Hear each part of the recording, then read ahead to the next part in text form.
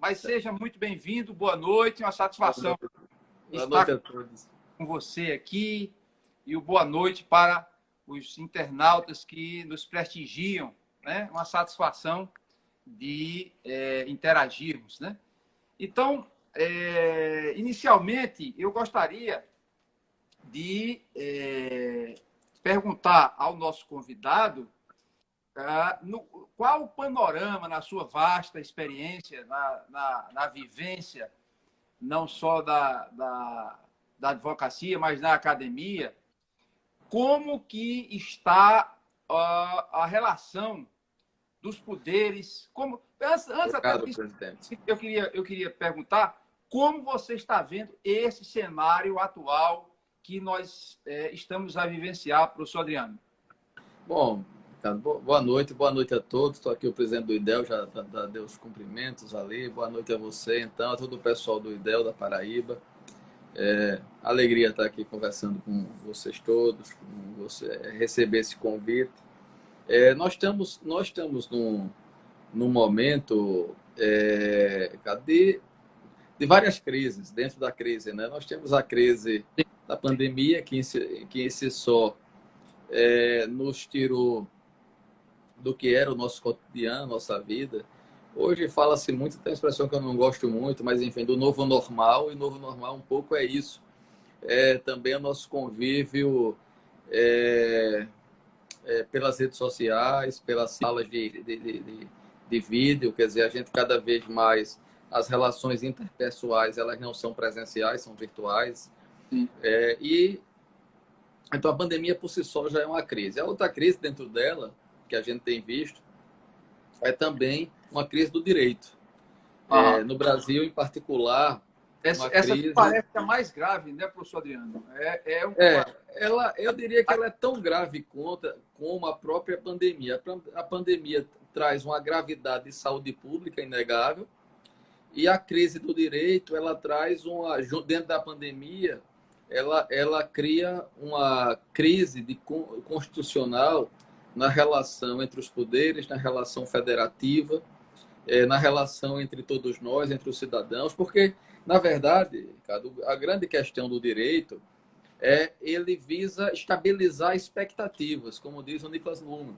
Sim. Então, a estabilização de expectativa, ela é a lógica de normar a conduta e a vida em sociedade. Ela urbaniza as nossas atividades, ela urbaniza o nosso dia a dia, ela faz com que nós tenhamos a cada dia a percepção do lícito, do ilícito, do jurídico, do antijurídico, do que... É a segurança jurídica, em outras palavras. A segurança jurídica, né? O que é proibido, o que é obrigatório, o que é permitido, essa é a lógica.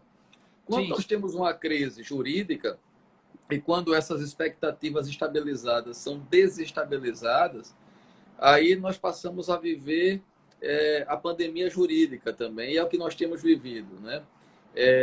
A crise, a insegurança jurídica, ela gera em nós também uma perda da nossa bússola. Sim. Bússola institucional, o próprio Estado democrático de direito, um Estado como o nosso, fundado numa Constituição que tem um padrão democrático e que tem alguns princípios muito bem vincados na Constituição, até como cláusulas pétreas, isso fragiliza tudo, sabe? Cadê o que a gente está vivendo um pouco? Então, a crise dos poderes está inserida dentro disso. Na sua ótica, há uma certa omissão, né, por parte do legislativo, no sentido de tomar algumas medidas, alguns direcionamentos. E eu não falo só agora, eu não falo só a questão do momento em que estamos vivenciando, mas a falta de protagonismo, né, na sua atividade fim, que é legislar, que é tomar a frente da condução da normatização, né, da tarefa legislativa, ela ficou marginalizada, se não pelo motivo de fazer lei propriamente dito, ou pelo motivo do legislativo não provocar o judiciário, por exemplo, quando uma votação, por exemplo, não foi favorável ou não irá ser favorável, por exemplo, para um determinado segmento, que se recorre ao Poder Judiciário para que seja impedido tal votação, alguma coisa dessa ordem. Não lhe parece um acanhamento por parte do Legislativo em sua função? Ricardo, deixa eu puxar esse assunto um pouquinho no retrovisor. Um pouquinho mais para trás, fugindo só do aspecto do momento que a gente vive. Eu acho que a gente está vendo as consequências um pouco disso. Veja, nós tivemos, ao longo do tempo, nós entramos no regime democrático, com a Constituição de 88, e passamos a ter uma vivência democrática muito intensa, com a experiência das eleições para o executivo. Isso gerou os principais cargos da nação passaram a ser disputados e isso atraiu para todos o aprendizado da vivência democrática. Então, todos passamos a ter um interesse muito pelas eleições, no âmbito jurídico, pelo direito eleitoral. E o que foi que aconteceu? À medida em que cada vez mais nós passamos a viver a democracia e os principais cargos em disputas e bancas de advocacia, as melhores participando, advogados eleitoralistas se especializando, se preparando, as questões jurídicas tornando-se mais densas, o papel do Tribunal Superior Eleitoral ganhando protagonismo. Enfim, a partir do momento que tudo isso nós passamos a viver, nós passamos a ter também algo que é muito perigoso na nossa democracia, que foi uma busca por tutela do eleitor.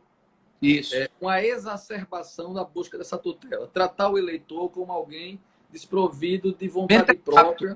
Mentecato. Né? E aí começou... O inimputável. E nisso, a própria Justiça Eleitoral colaborou muito. Com isso, você passou a ter um processo, veja, no eleitoral, que nós chegamos depois no outro campo, de cada vez mais tutelar o eleitor e tornar as condutas cada vez mais antijurídicas, com consequências, às vezes, até chegando à execução imediata de cassação de mandato, a toda sorte, valendo toda sorte de provas, inclusive, sobretudo testemunhal, com o 41A, a captação de sufrágio. Isso se tornou ainda mais tênue. Aquilo, você para caçar um mandato, você precisava de muito pouco, até do ponto de valor probante daquilo que você estivesse acusando. Sim, sim. Né? No final das contas, o que foi que aconteceu? Tutela jurídica, jurisdicional, uma judicialização constante da política, cada vez mais normas criminalizando a política. Aí nós vemos o 41A, a captação do sufrágio, vai ser a solução da democracia brasileira, que não foi coisa nenhuma, pelo contrário, virou um terceiro turno, um torneio.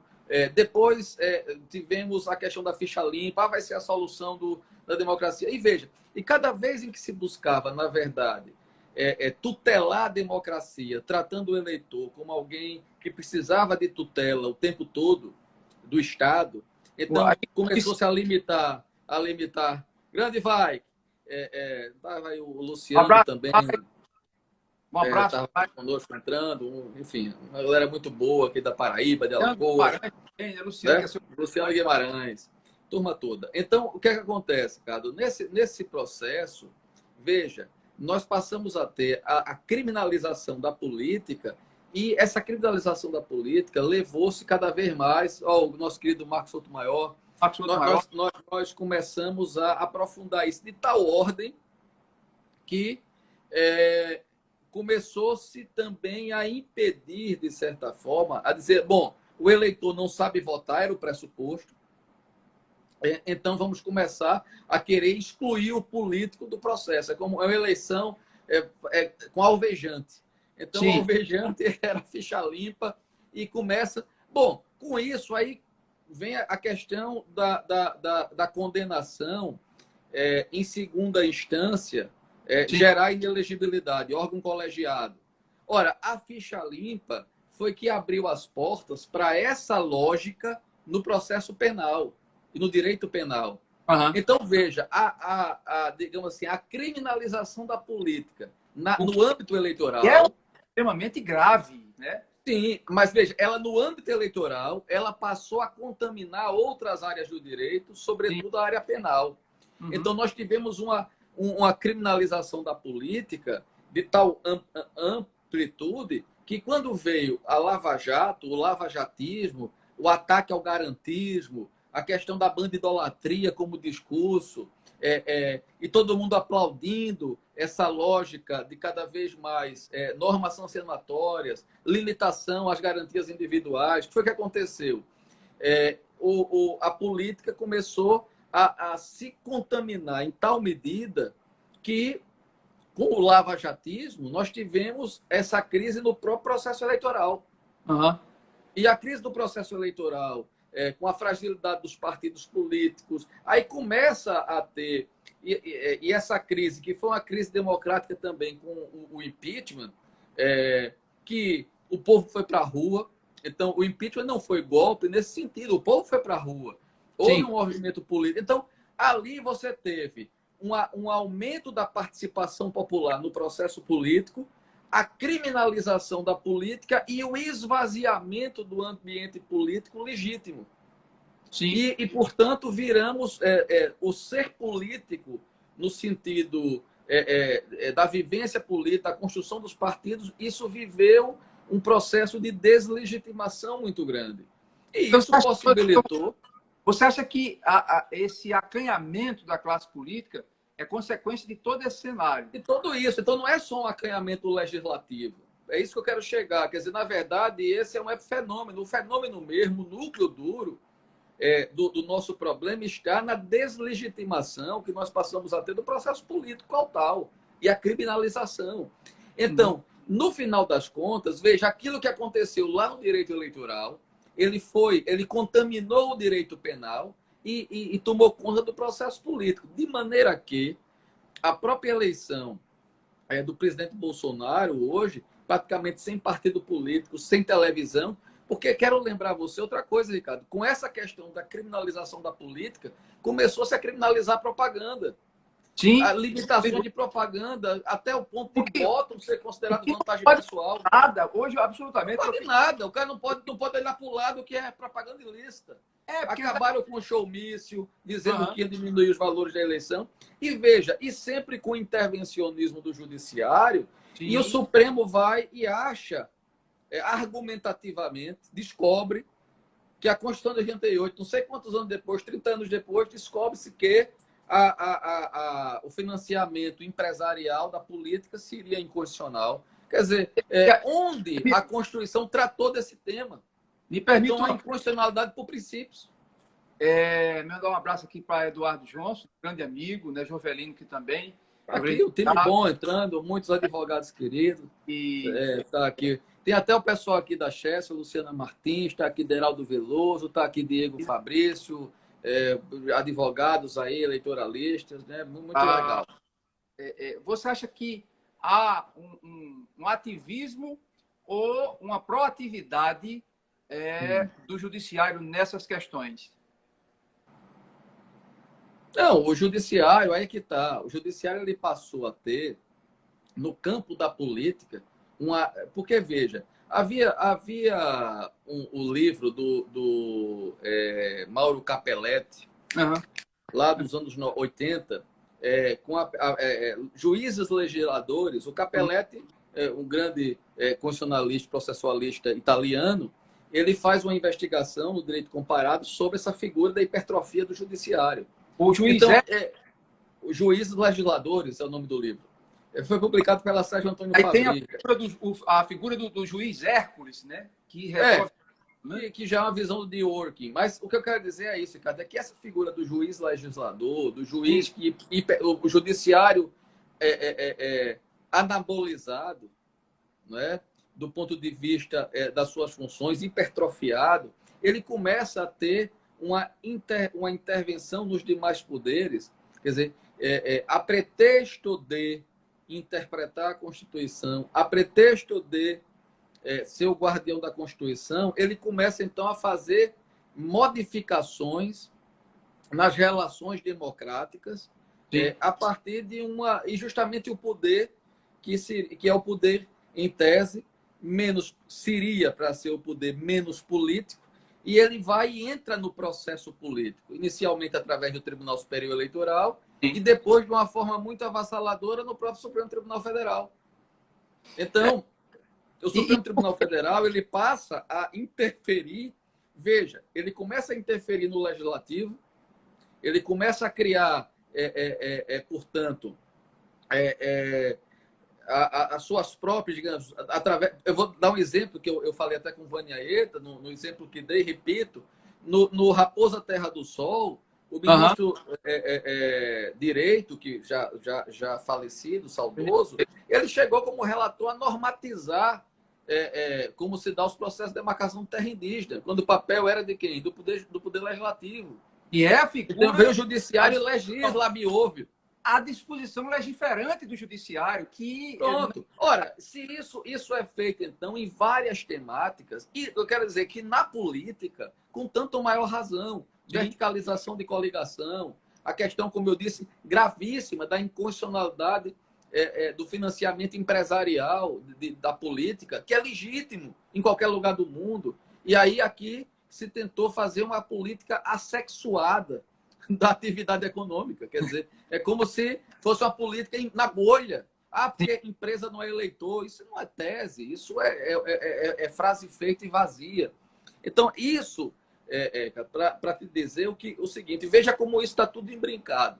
Mas toda esta bagunça que nós vemos na questão do próprio direito penal, com o lava-jatismo e a crítica e o ataque ao garantismo processual, penal ou cível, pouco importa, nós passamos a ter o nascedouro disso no direito eleitoral, no artigo 41A, na captação do sufrágio, na ficha limpa, o que eu chamei de ficha limpismo, e, portanto, nós, do direito eleitoral, somos também responsáveis por isso, porque muitos de nós nos omitimos quando esses diplomas, que violavam as garantias individuais, quando muitos aplaudiram, quando muitos fizeram militância não jurídica, no sentido, fizeram, em vez de fazer ciência jurídica, fizeram militância jurídica, defendendo algo que era absolutamente inconstitucional. E o resultado está aí. Essa verdadeira castração da política vista e criminalizada. E aí fica agora o princípio da autonomia dos partidos políticos sempre sendo posta à prova. Como vem agora, por exemplo, o TSE, sem lei, e claro que só indicativamente, mas daqui a pouco, para transformar em cogentemente, dizer que os partidos devem adotar 30%, né, da cota. Isso não vai em lugar nenhum. Isso me preocupa muito. E eu queria também dar esse viés para, não só do lado eleitoral, claro, que é a nossa praia, mas também do lado administrativo, né? Dessa convivência harmônica, né? Que você me fala ainda há pouco ali, a questão principiológica, a questão do viés constitucional. Óbvio que quando a gente estudou direito constitucional, nós tínhamos uma outra visão, que era uma visão mais centralizada, no sentido de que do texto constitucional e de garantias esposadas lá na Constituição Federal, mas que isso foi tomando um relativismo muito grande diante da interpretação do Supremo Tribunal Federal. Então, aquelas coisas que a gente achava que, por natureza, afrontavam enormemente a Carta Política de 88, hoje em dia ninguém sabe onde vai parar. Né? É justamente isso que a gente queria... Quem quiser ver a minha posição jurídica sobre essa questão... Um abraço para Fábio Andrade, para... Boa noite a todos que estão entrando aí. Veja, cara, todos, os que querem, desejarem ter assim, a minha visão sobre a teoria dos princípios, tem um texto meu que é facilmente encontrável na internet, é a descritividade da ciência do direito. Eu falo muito à larga sobre isso e faço uma análise de todo o direito americano e escandinavo, o realismo jurídico. E para chegar aonde... O que acontece é que esse relativismo e a própria teoria dos princípios, ela chegou no Brasil, é uma teoria tupiniquim dos princípios. Uhum. Porque ela fez o seguinte, ela fez o acasalamento de duas tradições diferentes, fez uma mistura como se fosse num liquidificador maluco, e no final virou a nossa teoria nacional dos princípios, que é uma teoria onde tudo é tudo e nada é nada. Nada é nada. O que é que acontece? Você tem a teoria anglo-saxã, que Ronald Dworkin, em uma reação ao Herbert Hart, ele cria a figura do juiz Hércules, a figura da teoria dos princípios, a questão dos pesos, as dimensões dos pesos, enfim, mas o respeito aos precedentes. Ou seja, a visão do Dworkin de princípio é uma visão garantista. Os princípios, na verdade, impediriam aquilo que o Herbert Hart chamava de textura aberta do direito. Então, tudo bem, o direito em textura aberta há uma certa subjetividade, mas existe uma tradição, como vai dizendo o Gadame no Verdade e Método, existe uma tradição que está sempre presente e que nós não podemos desconsiderar, os precedentes. Então, os princípios são iluminadores nesse sentido. O princípio, ele não é, ele tem muito menos o efeito normativo em Dworkin e mais um recurso retórico de aplicação da norma jurídica. Em Alex, que é a tradição alemã, aí os princípios ele ganham uma característica, digamos assim, mais aberta. Mas ainda assim, Alex, preocupado com isso, tanto no teoria de argumentação, ele tenta ainda amarrar em alguns cálculos, digamos assim, retóricos. Aí, no final, quando veio para o Brasil, juntaram as duas coisas e deram o samba do crioulo doido. O princípio no Brasil é o seguinte, vale tudo. É o juiz dizer, eu acho que, invoca um princípio, inventa um nome de um princípio e, com base nisso, decide do jeito que quer. Vira moda. Por exemplo, dizer que o financiamento empresarial de campanha é inconstitucional porque fere o princípio de quê? O princípio democrático. O princípio... Já se disse, o ministro Celso de Mello já não teve argumentação no passado, que a briga de galo era ilegal, inconstitucional, porque violava o princípio da dignidade da pessoa humana. Isso é muito confuso para a gente, principalmente quando você está dando aula de direito constitucional. O professor Fábio Andrade, que está aí, que é constitucionalista de mão cheia, e como a gente encara os alunos a cada sessão do Supremo Tribunal Federal. A gente dá uma aula 1 hora e daqui a pouco vai enfrentar os alunos envergonhados, de forma que eles, professor, mas isso a gente falou e tal. E essa caixinha de surpresa jurídica, ela tem uma dinâmica muito forte. Eu queria abordar especificamente, eu não sei como é que está o meu tempo aí, se alguém estiver cronometrando o nosso tempo, por favor, me dá um alerta. É 1 hora, você vai ver que faltando 2 minutos, o próprio sistema vai lhe dizer, está faltando 2 minutos e começa uma contagem regressiva. Perfeito. É o tempo da gente se despedir. Muito bom. Agora, a relação dos poderes, né? Aquela relação clássica, né, de Montesquieu, a ideia tripartite, né? Mas, como é que você está vendo tudo isso? Olha, aquilo que eu te disse, com a hipertrofia do judiciário, o judiciário ele passou a ter... Aí eu já coloco o executivo, que a gente falou. Mas aí eu lhe digo, quando o judiciário ele passou a ter uma hipertrofia, isso nos estados constitucionais, não é só no Brasil, você vê problemas em menor monta nos Estados Unidos, mas existe, na Europa.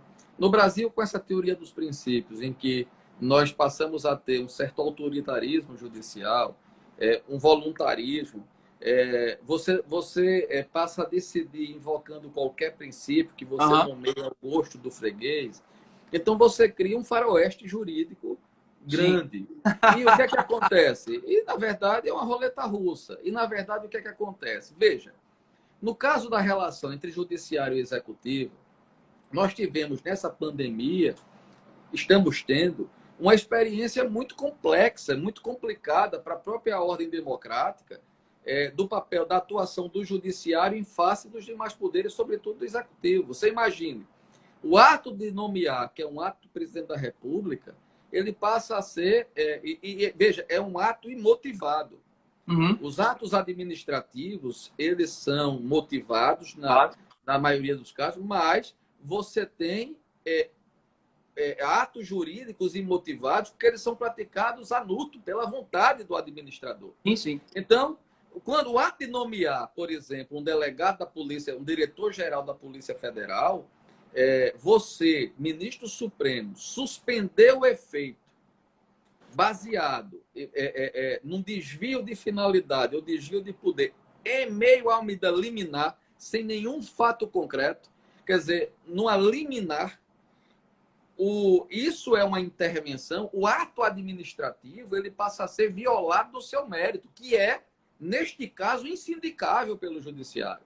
Sim. Insindicável. Então, para que houvesse aí a suspensão do ato, o desvio de poder não poderia ser pressuposto.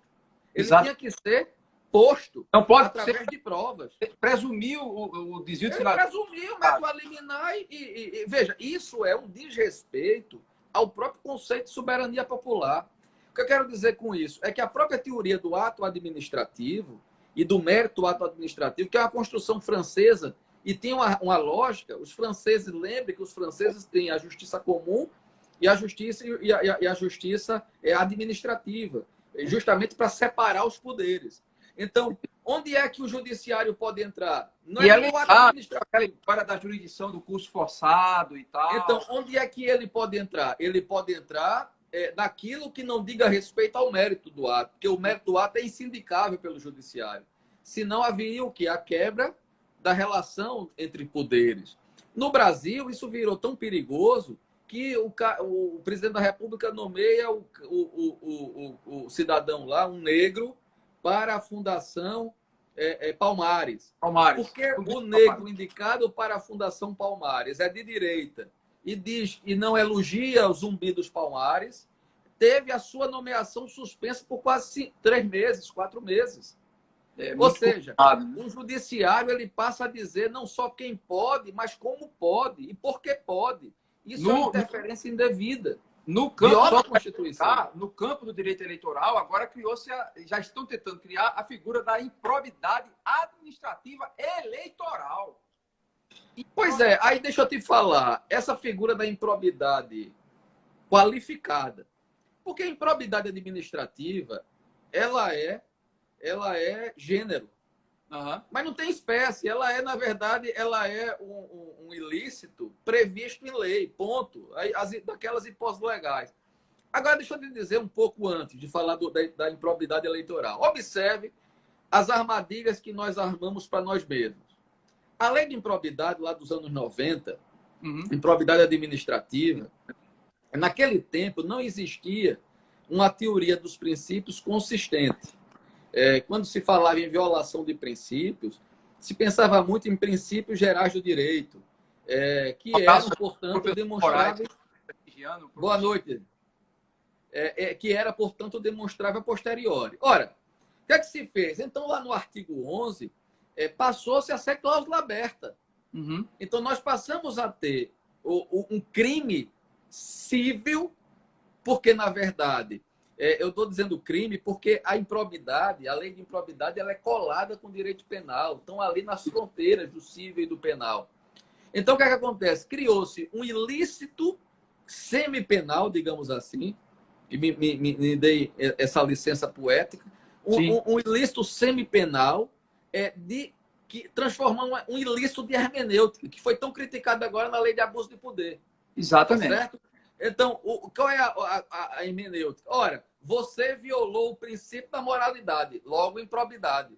Então, o tal improbidade eleitoral é esse desvario de dizer o seguinte: você violou um princípio qualquer aí eleitoral e virou uma improbidade. Esse tipo de raciocínio enviesado, ele é produto dessa visão que nós falamos. Primeiro, do desrespeito às cláusulas legais. O criacionismo jurídico, né? Pronto. O que o Ponte chamava de princípio da legalidade, de princípio da legalitariedade. O princípio da legalitariedade é esse princípio de ser formalmente legal. E o princípio da legalidade de ser formal e materialmente legal.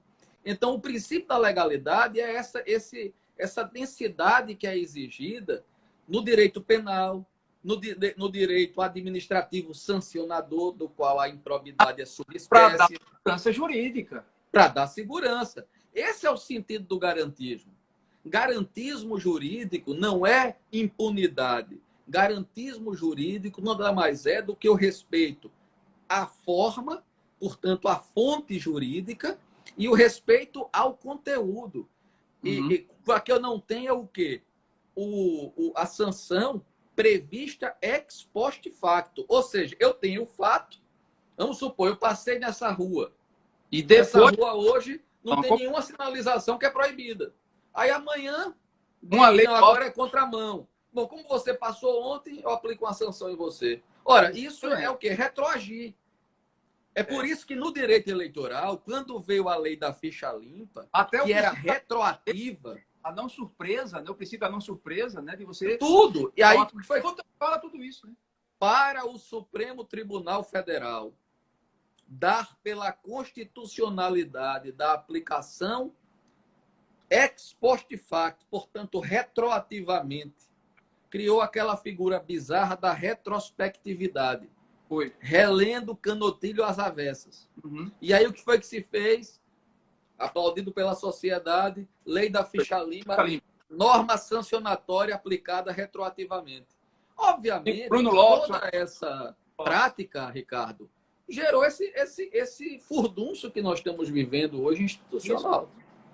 Aí, chegando mais para a atuação propriamente dita, eu costumo dizer hoje, e eu falo para alguns prefeitos que eu conheço, no caso especificamente do Executivo Municipal, de dizer que hoje em dia, professor Adriano, o sujeito tem que ter muita coragem para ser prefeito.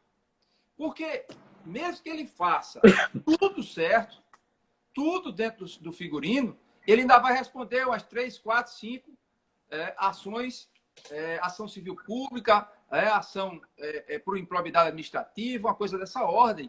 Então, eu vejo que está afugentando o homem de bem da política, porque o sujeito não pode fazer absolutamente nada. E aí eu já pego um gancho, né, de uma reflexão construtiva para a atuação do órgão ministerial, porque também tudo é proibido, né? Aquele princípio da prova perversa, é o cachorro correndo atrás do rabo. Você não pode fazer isso. Mas se você faz, você também vai ser punido porque você fez. Né? Em outras palavras, né? Pau para comer.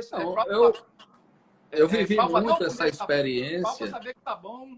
Eu vivi muito essa experiência como secretário de Educação do Estado de Alagoas. Se as escolas estão caindo na cabeça das pessoas, você faz uma intervenção, você sofre uma ação de improbidade, que a promotora queria que fosse de um jeito ou de outro. No final, você ainda é processado pelo princípio, porque você violou o princípio da proibição do retrocesso, seja lá o que isso for. Então, esse tipo de condução mostra o quê? Nós estamos vivendo não só a pandemia do coronavírus, mas nós estamos vivendo a pandemia jurídica. Há um adoecimento das nossas instituições jurídicas por essa subjetivação e subjetividade excessiva, sobretudo na aplicação do direito sancionador.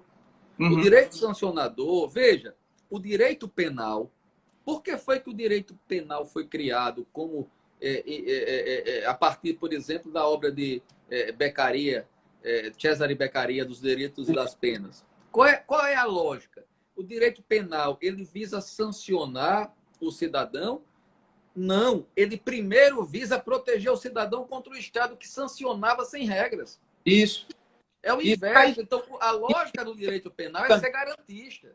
E por excelência, o direito constitucional também, proteger o cidadão. Então, o próprio direito constitucional do Bill of Rights, quer dizer, ele nasce da rebelião dos lords, da nobreza inglesa em relação dos senhores feudais, em relação à atuação do rei João. Quer dizer, você vai sempre criando, no constitucionalismo ocidental, é sempre uma forma de limitar o poder, o excesso de poder, o abuso de poder.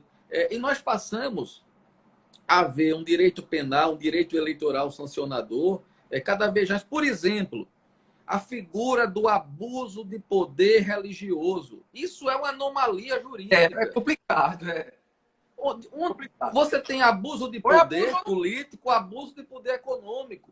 se o ato daquela entidade religiosa Os dois. ela pratica abuso de poder econômico, é uma coisa. Se há propaganda irregular, é outra coisa. Mas Exatamente. converter o ato do culto, ou da missa, e eventualmente em uma nova espécie de abuso de poder religioso, quando a própria Constituição, no parágrafo 9º do artigo 14, prescreve que todas as hipóteses de inelegibilidade haverão de ser criadas ou hipotizadas por lei complementar.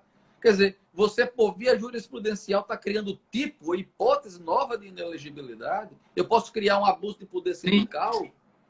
Mas Isso também é consequência do quê? O cara acorda, o jurista de plantão acorda de mau humor e inventa um novo tipo calcado nessa interpretação aberta do direito alemão, né, o direito constitucional alemão, e inventa uma coisa que vai ser aplaudido por boa parte do pensamento formador de opinião da classe jurídica, e daí isso toma corpo e daqui a pouco vai ter o quê? Pano para as mangas, principalmente para quem está fazendo concurso decorar, porque decora aquilo ali, não sabe, às vezes não aceita, mas tem que aprender aquilo dali, porque vai ser exigido, por exemplo, no concurso.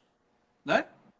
Eu digo sempre o seguinte: o advogado tem que perder tudo. Se cabe ao juiz e a criatividade até de muito da jurisprudência, é o advogado quem faz e cria. O advogado que tem a ideia de se criar o abuso de poder religioso e cola, vai que cola. Já que se criou esse ambiente permissivo da criatividade jurisprudencial, então se termina havendo todo um estímulo a essa sorte de criatividade. Aliás, por exemplo, em Alagoas, houve a criação. Alagoas, de vez em quando, criou algumas hipóteses interessantes. Por exemplo, a história do candidato profissional da reeleição de um município a outro. Quer dizer, o prefeito de um município não poderia ser reeleito se candidatar em outro município, porque seria a reeleição, quebrando a própria lógica do que é a circunstância do pleito. A figura da candidatura itinerante. Onde haveria vedação, hoje onde haveria vedação a essa figura? Você criar, por exemplo, se eu permito que eu possa mudar de domicílio eleitoral 6 meses antes do pleito, e eu posso me filiar 6 meses antes do pleito, eu tô ali cobrindo todas as minhas condições de elegibilidade. Como é que de repente eu não posso concorrer? Sim. Como é que de repente eu criei infraconstitucionalmente algo que a Constituição, ao definir quais são os pressupostos, já me impôs e eu os cumpri? Por que é que eu estou impedido, porque era prefeito do município, não concorrer no outro? Se há abuso de poder político, se há abuso de poder econômico, há de ser demonstrado. Mas preenchido as condições de elegibilidade. Então, aí foi uma criatividade, surgiu até em Alagoas, um caso conhecido, rumoroso, dessa figura do prefeito itinerante. Então nós começamos a gerar uma série de criatividade jurisprudencial, justamente quando há o esvaziamento ou a deslegitimação da política e do papel do parlamento, quando o judiciário começou a se apropriar disso através dessa visão iconoclasta do papel do legislativo. O legislativo, de repente, passou a ser esvaziado. E aí, volto a repetir, quando você começa a criminalizar o processo eleitoral, você começa a criminalizar a política e termina vivendo o quê? O vazio político que gerou essa situação no Brasil. Aí eu me remeto à sua primeira pergunta.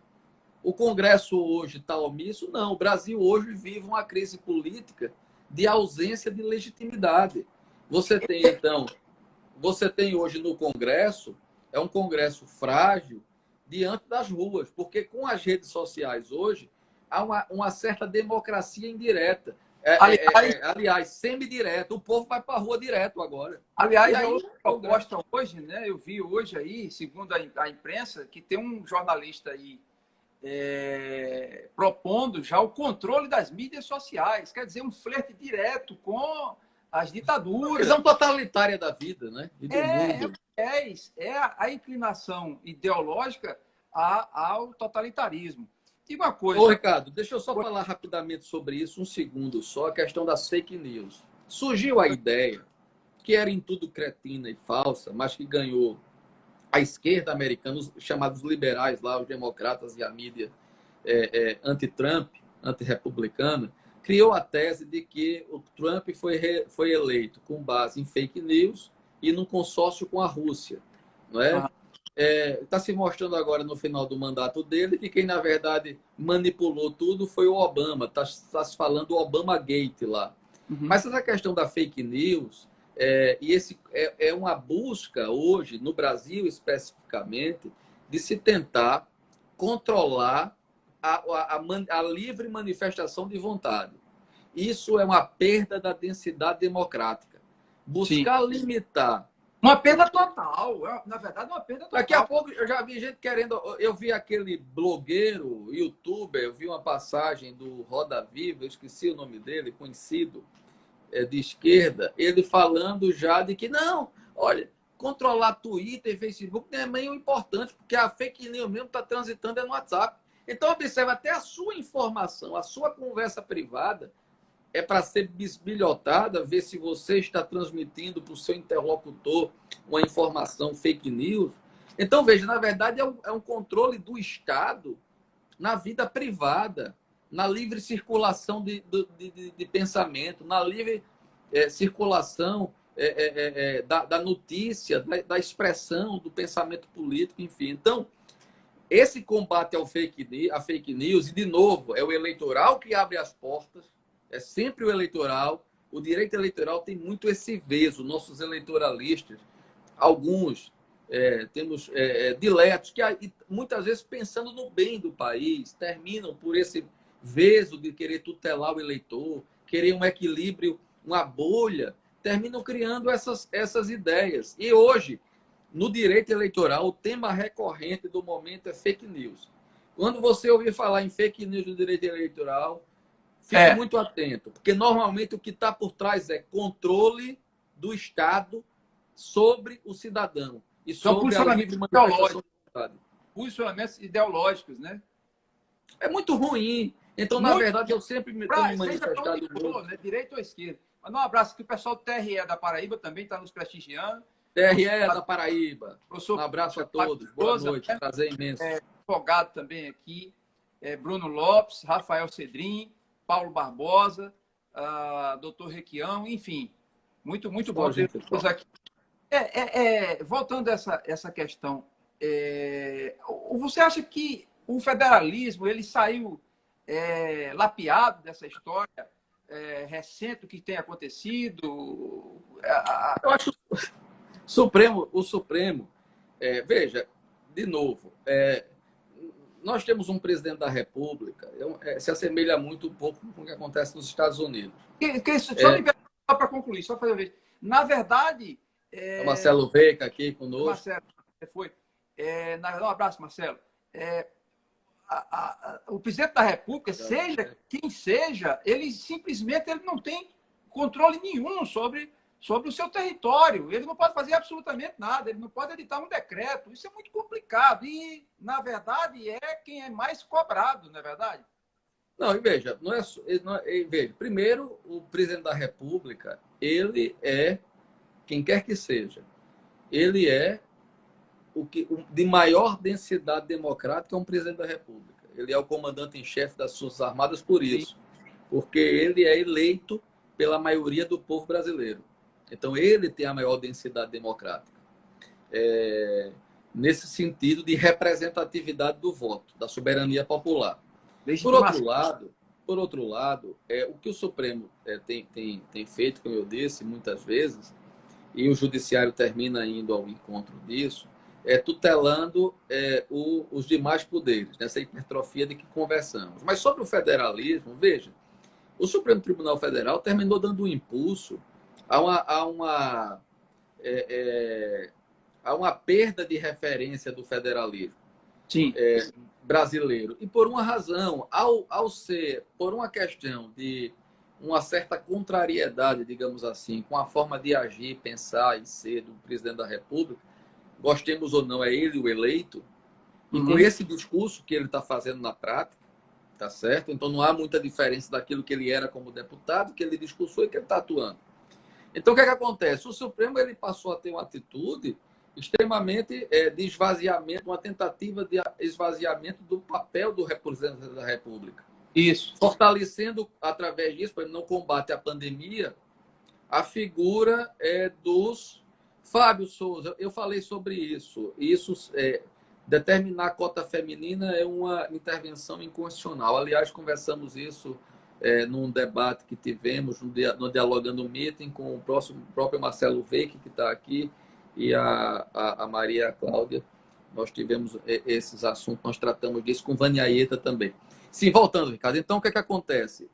Há uma interferência aí do próprio Supremo no federalismo, fragilizando, muito em função do atual ocupante, o papel constitucional do que é a presidência da República. Isso não vai terminar bem num dado momento.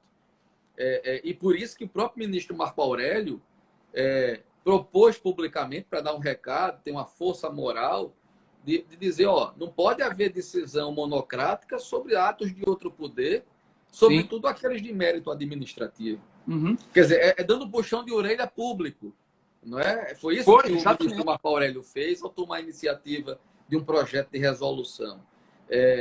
Foi uma vontade, né? Se você coloca... Né? Mas veja, em relação ao federalismo, nós tivemos esse desequilíbrio. Afinal, por exemplo, SUS e educação, que são o SUS e a educação, eles se parecem em alguma medida, eles funcionam como um federalismo de cooperação, há um cooperativismo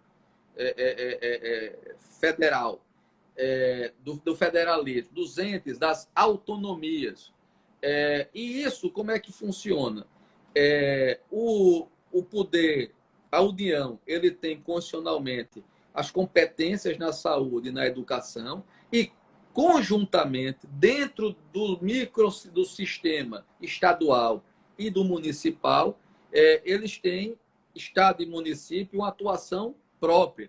Em relação à saúde, por exemplo, eles têm a gestão plena municipal. Os municípios têm uma gestão plena. Agora, as políticas de saúde, essas são funções da União. Da União. Bom, o que é que aconteceu? O Supremo chegou, por discordar da linha do presidente da República e, eventualmente, do ministro da Saúde, e outorgou, dentro dessa colaboração federativa, uma possibilidade, uma autonomia, quase que uma soberania, que é absurda, impensável, de estados e municípios para decidirem sobre políticas de saúde. Se vai adotar limitadão disso, se vai fazer lockdown daquilo, se vai fazer... Então, nesse sentido, nós tivemos... Óbvio que aí adiante começa a ser o poder de quem? Da caneta e do cofre. Quem tem a caneta e o cofre é o executivo federal. E aí os estados, mesmo aqueles poderosos como São Paulo, começam a sentir as consequências de uma quebra de diálogo e harmonia federativa. Que o Supremo só deve arbitrar em último caso. Último caso. Vou contar rapidamente, bem rapidinho, Ricardo. Quando houve uma quebra da relação federativa, da relação entre poderes, por exemplo, em Alagoas, muitos anos atrás, os três poderes brigando, ministro Carlos Mário da Silva Veloso, o que foi que fez? Ele decidiu na caneta o problema? Não. Ele chamou os poderes à mesa.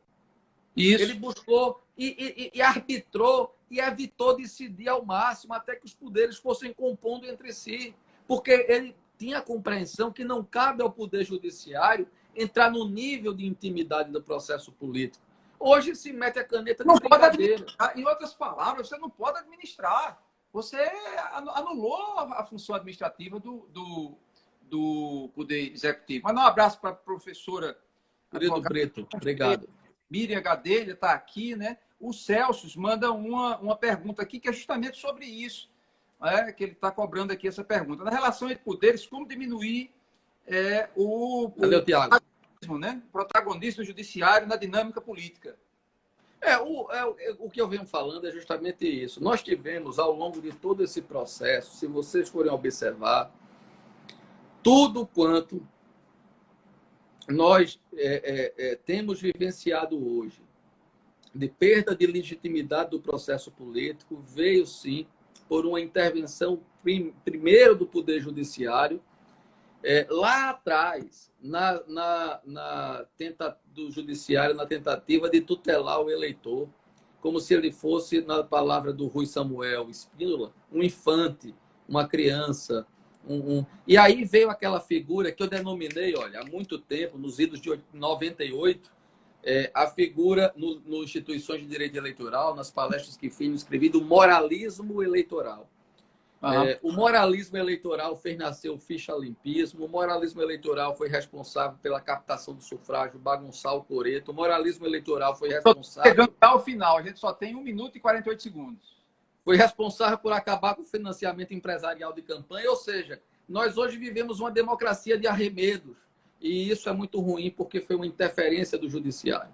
Obrigado, Ricardo, obrigado a todos que nos acompanharam ao Instituto, e vamos ver se nos compomos num evento que vamos ter, Paraíba, Alagoas, a IBDPUB juntando vários institutos para a gente estar juntos no evento, nessa período de lives. Um abraço ao André Carvalho, a todos que acompanharam aqui a nossa live. Dizer da alegria, do contentamento. Parabéns ao IDEL. Parabéns ao IDEL, muito obrigado. Professor Marcos Sotomayor, professor Fábio Brito, enfim, todos que oportunizaram essa live. E do Luciano Mata. Luciano está aqui, enfim, dizer desse contentamento. Dizer também que muitos que aqui estão, Bruno Lopes, né, um excelente eleitoralista. Vários que esteve ali também falando, temos muita gente boa aqui. Gente finíssima, enfim. E agradecer especialmente ao professor Adriano Soares, né? Que a grande maioria aqui, doutor Delmiro, né? Doutor Carlos Fábio, que foram alunos, né? Que foram alunos, estudaram, e nós ainda também estudamos, nós estudamos. Vai terminar a live, viu, Ricardo? Estou aqui ligado aqui no tempo. E pela sua produção. Muito obrigado por ter aceito o nosso convite. Deus abençoe. E vamos deixar as portas abertas para novos encontros. Forte abraço. Um abraço a todos. Boa noite, minha gente. Valeu, Ricardo. Prazer imenso. Boa noite a todos. Tchau. Tchau. Você pode desligar aí. Enquanto isso, hasta lá.